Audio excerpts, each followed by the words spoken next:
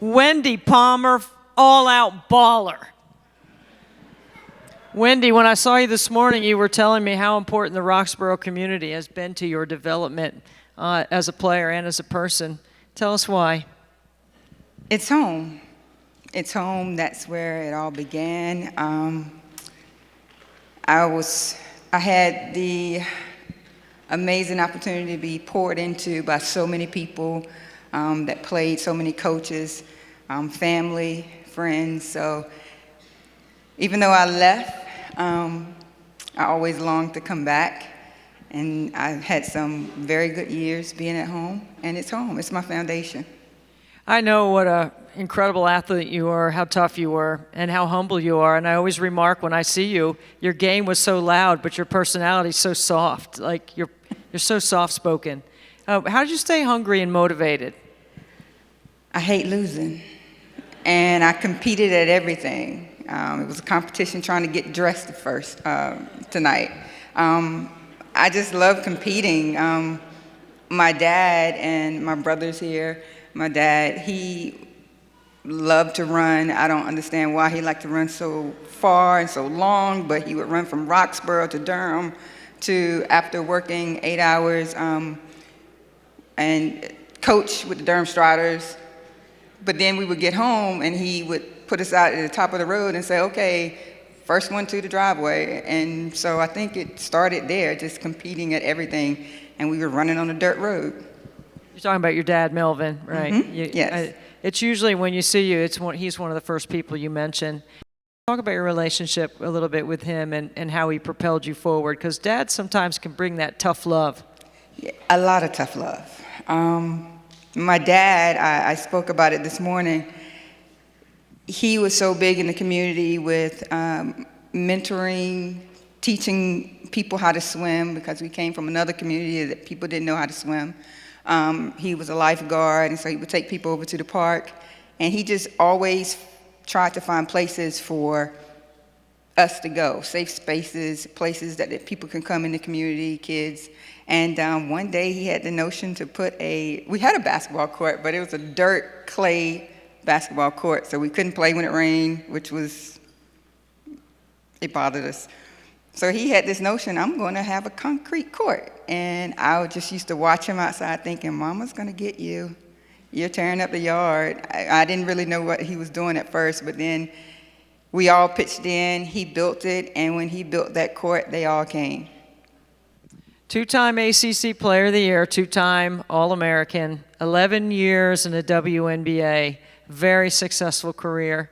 How did you keep your focus on all the ways to continue to get better? Because your game evolved every year. I remember when you started shooting the three. I got tired of being double and triple team. I had to get out of that paint. I mean, back then, and I'm sure it's pretty physical now, the rules were not the same. You had contact. And every year I knew that I had to be better than the previous one. And that was going to take a lot of hard work. I had great coaches like Randy Doss, especially in AAU here in Greensboro, that pushed me to the limit, pushed me past the point I thought I could go.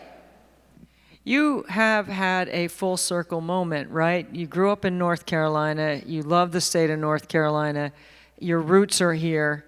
And now you're getting recognized by the Hall of Fame. Tell us what this moment is feeling like for you and your family.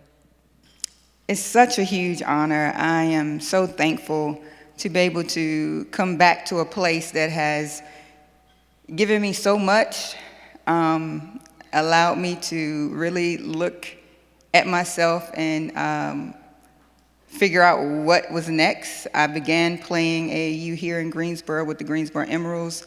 My longing to come back to the state.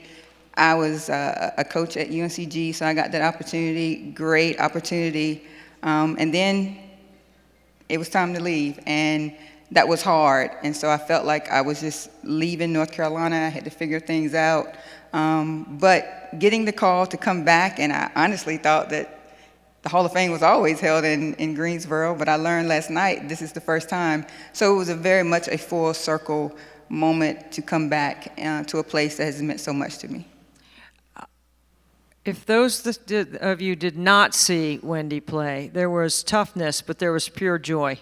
I'm not saying you did everything with a smile on your face, because that wasn't the case, but that pure joy that you get from competing, it's kind of like that adrenaline rush that you get.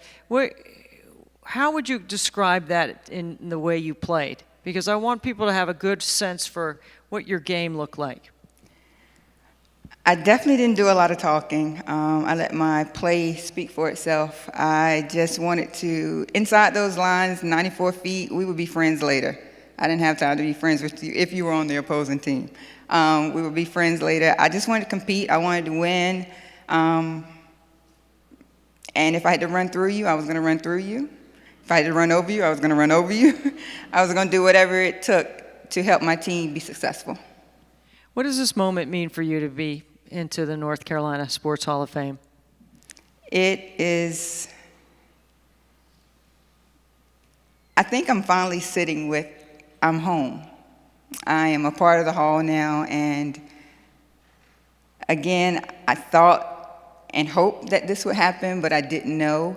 And you know, on this side of 50, you just don't know. You're thankful for every moment you get, you know. I definitely got more days behind me, well, unless I live to be about 112, so we'll see. But, you know, I'm just thankful, and I'm really happy. And I think it came at the right time, because I had a thought of when it should come, or why hadn't it come more so. But now I see that I'm in a place where I'm able to receive it. And so it's the perfect timing.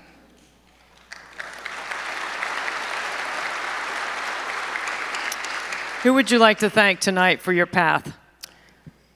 Well, first of all, I would like to thank God for just blessing me with the amazing ability to play. I played through injuries. I played through so much. Played with longing to see my family and away from home, from being overseas. I would like to thank my family, my mom, my dad. Now, my mom is a silent warrior, so I think I kind of get that trait of not talking much, but when you do talk, it comes out.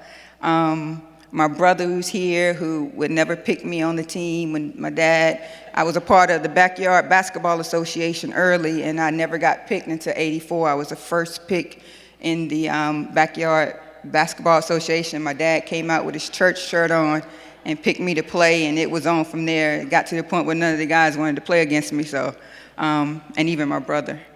My aunt, my uncle, my best friends who have become my sisters, my best friend, brother.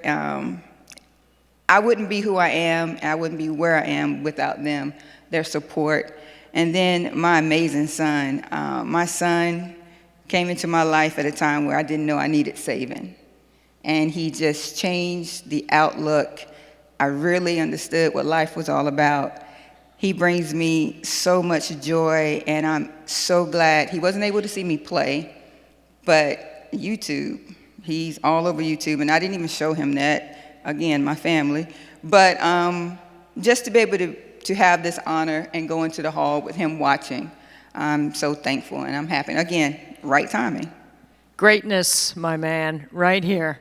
Class of 2025, Wendy Palmer. Thank you.